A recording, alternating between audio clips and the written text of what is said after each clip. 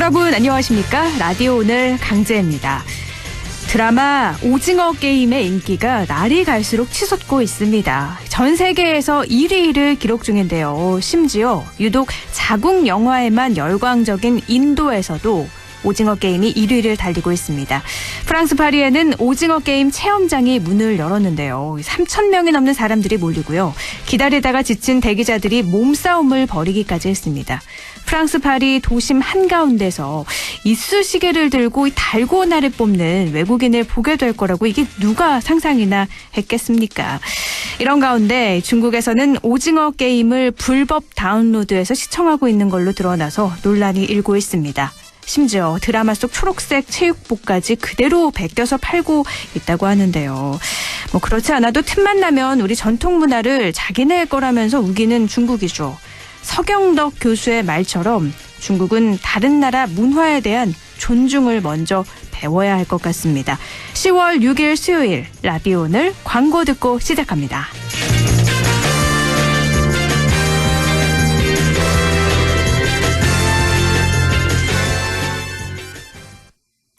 이불 빨래 아직도 집에서 하니? 크린토피아로 오면 한 번에 해결해준다고. 이불 빨래 하자, 이불 빨래 하자, 이불 빨래 하러 크린토피아로 가자. 찐득이 먼지 세균 굿바이. 집에서 고생하지 말고 내 차는 소중하니까 유리막 코팅도 한번 입혀주고 세차는 디테일링 세차만, 그리고 아에르 프리미엄 에어컨 필터까지 극초미세먼지와 유해가스 저감에 항균기능까지. 내 차는 공기도 달라야 한다. 내가 선택한 프리미엄 아에르 에어컨 필터. 훌쩍훌쩍 알러지엔 간질 알러지엔 애취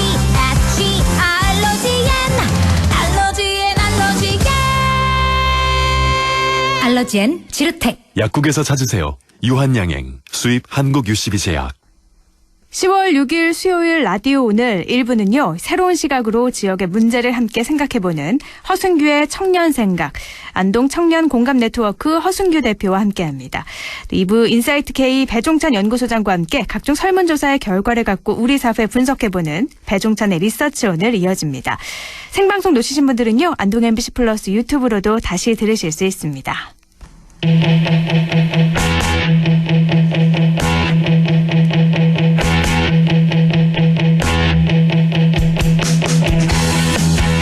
허순규의 청년생각, 청년의 관점에서 지역사회 이슈를 조금만 다른 시각으로 바라보는 시간이죠. 안동 청년공감네트워크 허순규 대표 나오셨습니다. 안녕하세요. 안녕하세요. 반갑습니다. 네, 지난주에는 경북 군위군의 대구시 편입에 따른 경북 북부 지역 국회의원 선거구 획정 이슈 다뤘었죠. 오늘은 지난주에 예고해 주신 것처럼 도의회 선거구 획정 이야기를 준비를 하셨는데 지방의원 선거구 획정, 이거 어떻게 이루어지는 건가요? 네, 먼저 선거구 획정의 기초가 되는 공직선거법은 국회에서 만드는데요. 국회에서 만든 공직선거법에 따라서 획정을 합니다. 국회는 공직선거법 개정을 통해 광역의원 선거구와 광역의원 숫자, 그리고 기초의원 숫자까지는 정해요. 그런데 기초의회 선거구 획정은 경상북도에서 하게 됩니다. 네, 그래서 예를 들어 경상북도 의회 의원 정수는 국회에서 결정을 하는데, 네. 이 안동시 의회의 선거구 획정은 경상북도 선거구 획정위원회가 합니다. 그래서 공직선거법에 따라 전문가들과 도의회 추천인사 포함해서 경북도지사가 위촉을 하고요. 이러한 선거구 획정안을 선거 6개월 전까지 시도지사에게 제출하는데요. 근데 국회처럼 기초의원 선거구 획정위원회의 법적 구성력은 없어서 최종적으로는 경북도 의회가 조례를 통해서 기초의원 선거구 획정을 하게 됩니다. 정리를 해보면 경북도 의원 정수, 선거구, 기초의원 정수는 국회에서 정하고 기초의회 선거구는 경상북도 의회에서 정한다고 말씀을 해주신 거잖아요.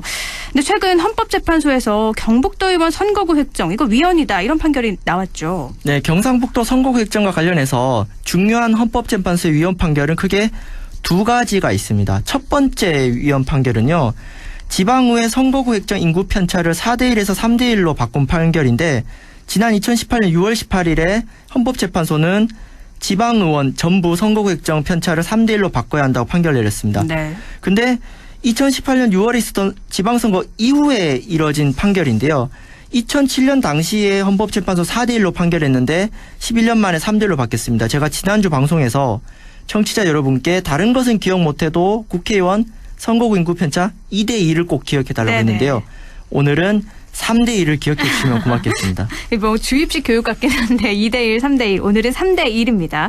그러면 이때부터 대한민국 모든 지방의회 선거구는 인구 편차 3대1 기준을 준수를 해야 되는 거죠. 네. 그래서 과거 인구 편차인 4대1 기준만 충족하면 위헌이 되는 것인데요.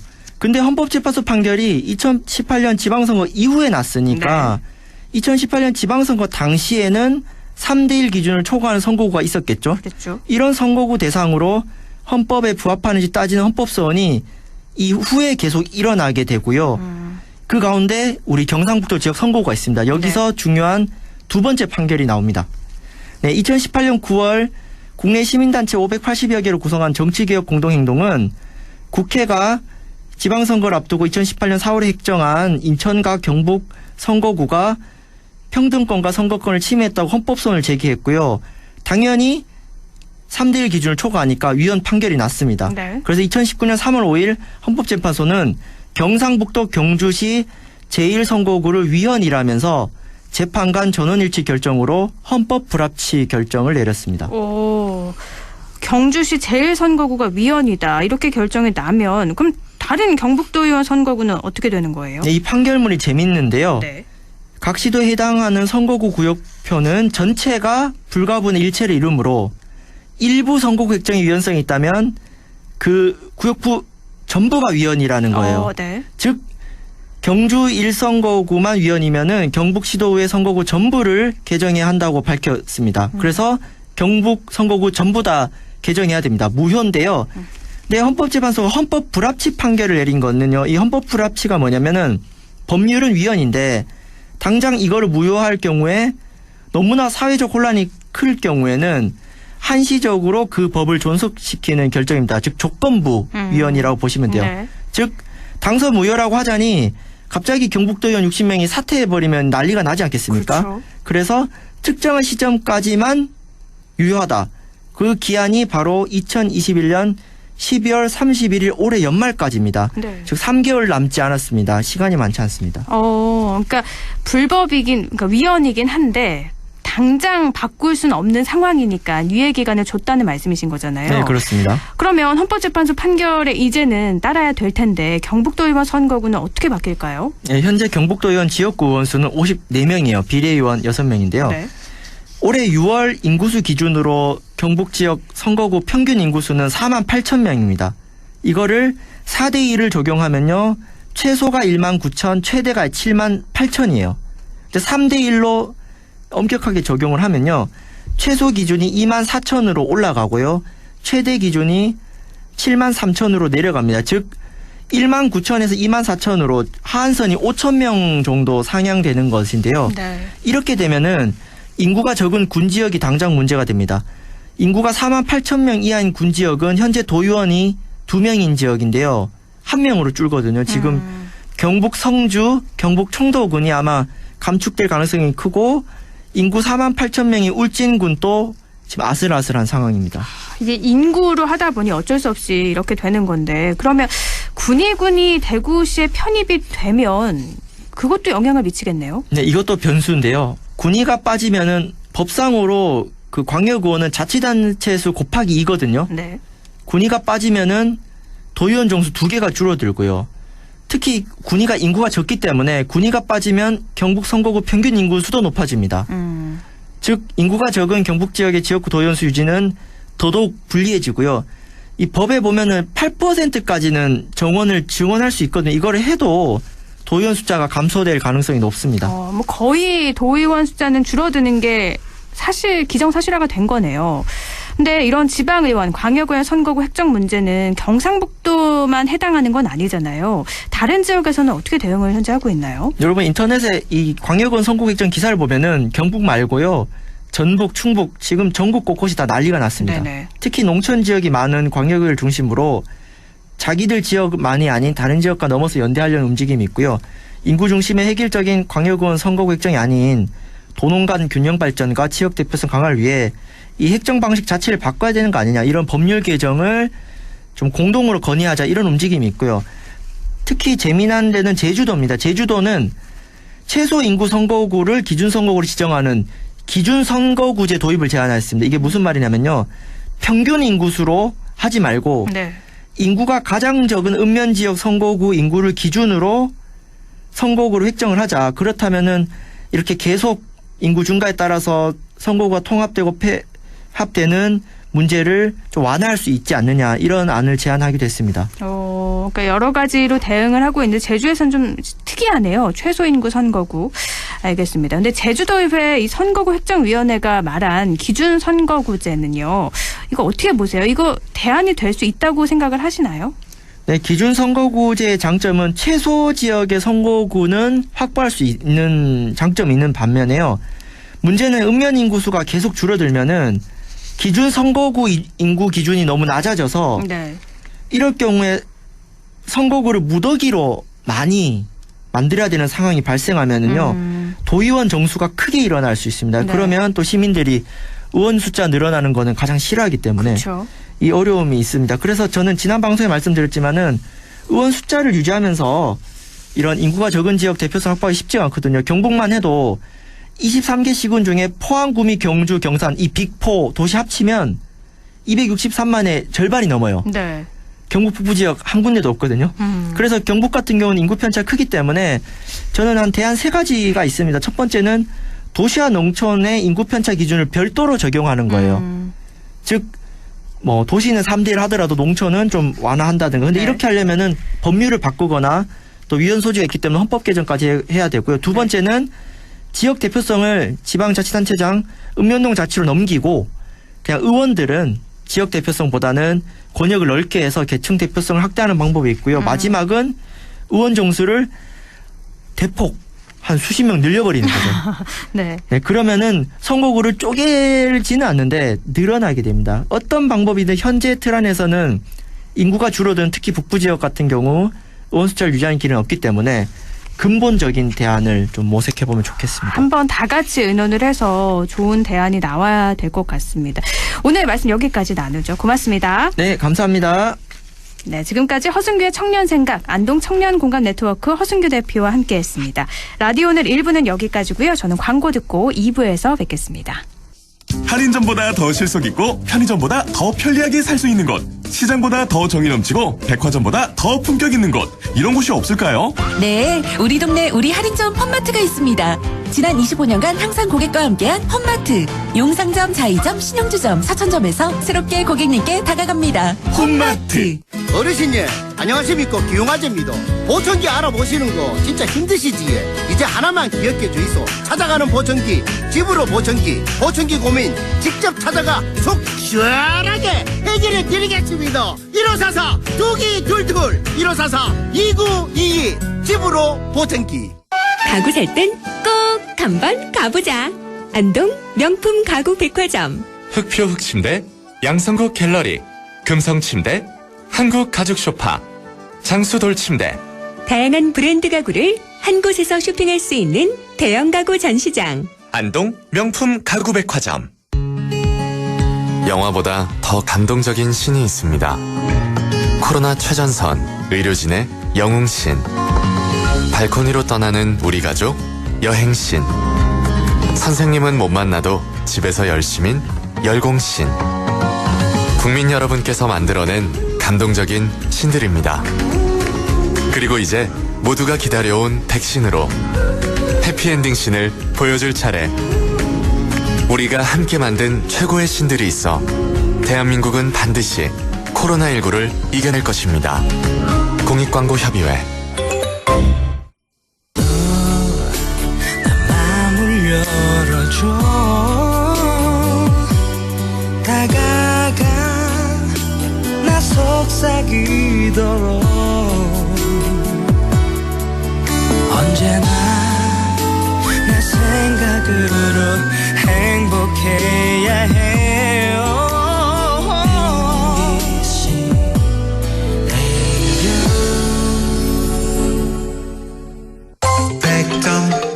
MBC 라디오 라디오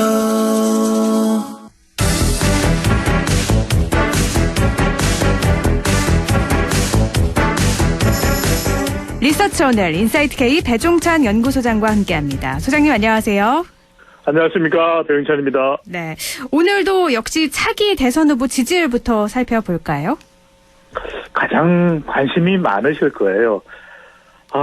여당은 이번 주에 최종 후보가 결정될 수도 있고요. 네. 또 국민의힘도 점점 토론회 등을 통해서 후보 간 대결이 치열해지고 있습니다. 이 추석 연휴 지나고 난 이후에도 차기 대선 후보 지지율에 변화가 있을 거예요. 대장동 개발 의혹은 일파만파 더욱 거세지고 있습니다. 네. 차기 대선 후보 지지율 어떻게 나타났을까요? 한국사회여론연구소가 TBS 의뢰로 1일 2일 실시한 조사입니다. 자세한 사항은 중앙선거여론조사 심의위원회 홈페이지에서 확인 가능합니다. 차기 대선 후보로 누가 적합한지 물어보았는데요. 이재명 후보 28.3%, 윤석열 후보 28%, 홍준표 후보 16.7%, 이낙연 후보 11.9%로 나타났습니다. 네. 양강 구도가 여전히 유지되는 결과로 나타났고요. 홍준표 후보는 16.7% 상당히 약진한 결과입니다. 대체적으로 한 4, 5주 전까지만 하더라도 이낙연 후보가 수치상으로 더 앞서 있는 다자대결 결과가 나오게 됐었는데 3, 4주 전부터는 홍준표 후보가 다자대결 구도에서 여야 후보가 모두 망라된 조사 결과에서 이낙연 후보보다 수치상으로 오차 범위 내이지만 더 앞서는 순서로 나타나고 있습니다.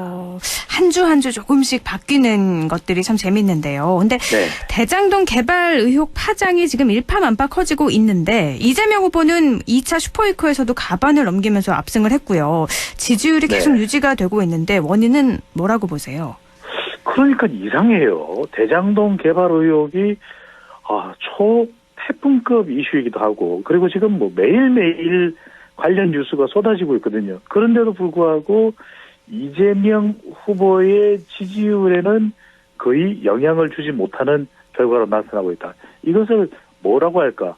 이게 무슨 오징어 게임인가? 아닙니다. 바로 프레임 전쟁이 발생하고 있는 것이죠. 그러니까 프레임 전쟁이 무엇이길래 대장동 개발 의혹이라고 하는 허리케인급 이슈에도 불구하고 이재명 후보의 지지율에 영향을 주지 않는가? 그건 뭐냐면 지금 대선을 앞두고 있는 국면이거든요. 그러다 보니까 이 프레임 현상이 나타나는 이유는 유력 대선 후보와 관련돼 있기 때문입니다. 그러니까 유력하지 않으면 이런 프레임이 일어나지 않아요. 고발사주 의혹도 윤석열 후보 지지율이 와르르 무너지지 않는 것은 역시 고발사주 의혹도 윤석열 후보에게 프레임이 걸려 있는 것처럼 더 큰 이슈죠. 더 많은 국민들이 관심을 가지고 있는 이 부동산 이슈, 이것이 이재명이라고 하는 유력 후보와 연결될 때 1번 유력성이고 두 번째로는 바로 복잡성입니다.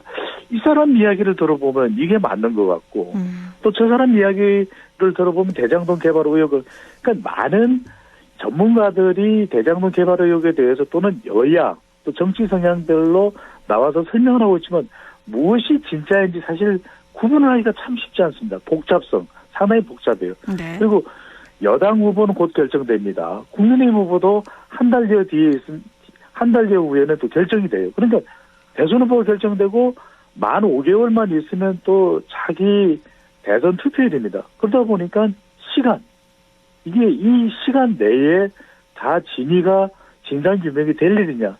그렇지는 않다라는 것입니다.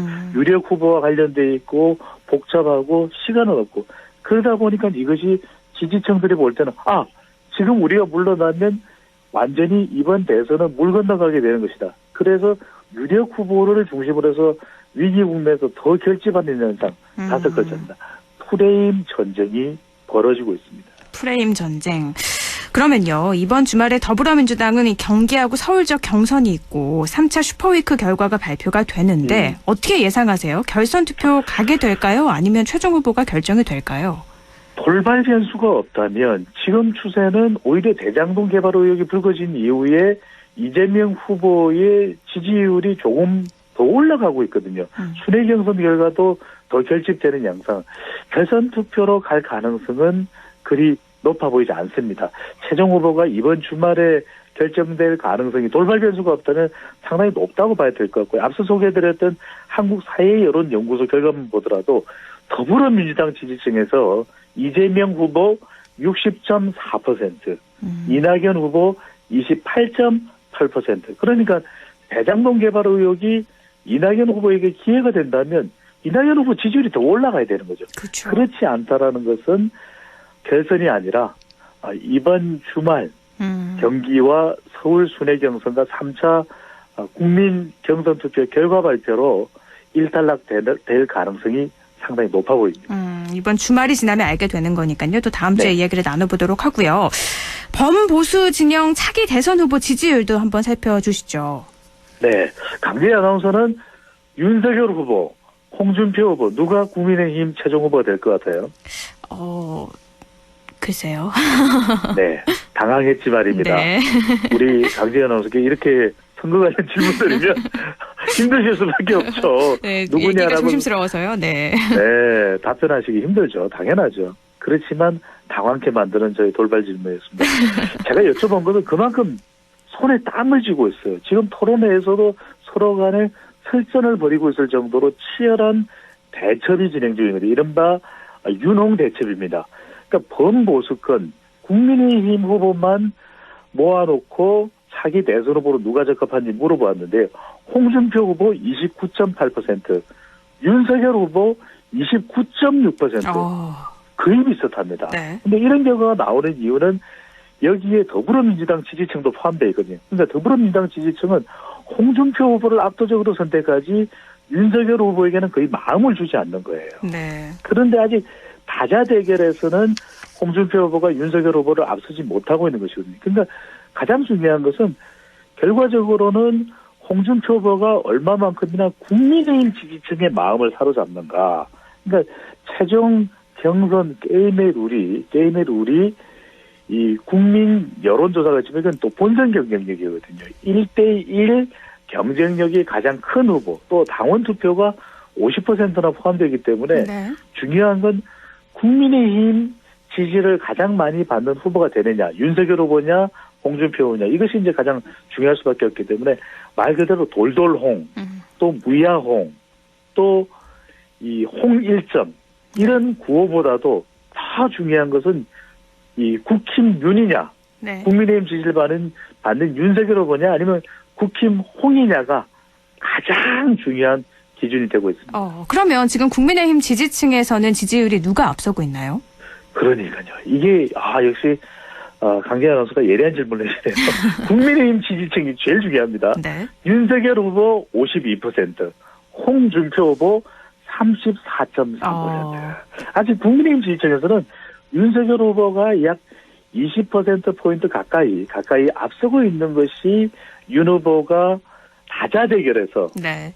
홍준표 후보보다 더 앞서고 있는 가장 중요한 이유거든요. 그러니까 윤석열 후보도 고발 사주 의혹이 윤 후보에게 부담은 되겠지만 지지 기반이 와르르 무너질 정도로 타격을 주지 않고 유지되는 가장 큰 이유는 역시 프레임이 걸려 있습니다. 그러니까 이 프레임을 깨고 홍준표 후보가 과연 윤 후보를 앞설지 아니면 윤 후보가 계속 지속해서 본인의 경쟁력을 가져갈지는 조금 더 지켜봐야겠습니다. 그러면 이번에는 정당 지지율은 어떻게 나타났는지 이것도 좀 살펴볼까요? 이번 조사에서 어느 정당을 지지하거나 조금이라도 더 호감을 가지고 있는지 물어봤는데요. 네. 국민의힘 37.4%, 더불어민주당 29.8%로 나타났습니다. 국민의힘이 37% 정도로 나타난 이유는 역시 정권 교체 여론이 이 정권 유지 여론보다는 또 높다고 봐야 될 것 같고요. 그것이 이제 반영된 정당의 지지율 결과로 해석이 됩니다. 더불어민주당이 의석수는 훨씬 국민의힘보다 많음에도 불구하고 정당 지지율이 29.8%, 30% 문턱을 넘어서지 못한 것은 더불어민주당에게는 대장동 개발, 부동산 이슈는 이게 이제 부담이 되는 겁니다. 그리고 이 경선을 치르면서 이재명 후보와 이낙연 후보 사이에 공방이 되는 것도 더불어민주당 지지율에는 부담이 되는 결과로 보입니다. 현안도 하나 짚어보죠. 문재인 네. 대통령의 개 식용 금지 검토 발언 이후에 이 개 식용 관련해서 논란이 커지고 있는데요. 국민 여론은 어떻게 나타났나요? 강 아나운서는 개고기 안 드시잖아요, 그죠? 네, 안 먹으려고 하고 있습니다. 아니 근데 이 조사 결과가 아주 제가 예상했던 것보다도 더 팽팽하게 나타났습니다. 이 개 식용 금지법 제정에 대해서 어떻게 생각하는지 물어봤는데요. 전체적으로는 49%가 식용 금지에 찬성하는 의견, 먹어서는 안 된다는 의견인데, 아니 왜 못 먹게 하냐? 식용 금지 반대한다. 식용 금지에 대해서 반대한다. 먹도록 해야 된다가 40.8%로 나타나는데 이게 남녀 간에도 차이가 납니다. 네. 남성들은 먹어도 된다. 여성들은 안 된다. 연령대별로도 20대, 30대는 먹어서는 안 된다. 또 50대, 40대에서는 40대, 50대에서는 또 먹어도 된다. 그러다 보니까 이게 왜 개고기를 못 먹게 하냐? 안 된다. 이제는 정말 1,500만 반려동물 반려견 시대에 반려동물 가족과 다름없는 개고기, 개 식용이 말이나 되느냐. 강재 아나운서께서는 아실지 모르겠는데 우리 안동 MBC 애청자분들께서도 과거 80, 90년도에 네. 프랑스의 유명한 배우 브리짓 바르도가 한국 사람들이 개고기를 먹는 것에 대해서 혐오스럽다 이런 이야기를 해서 큰 논란이 됐었거든요. 네. 그때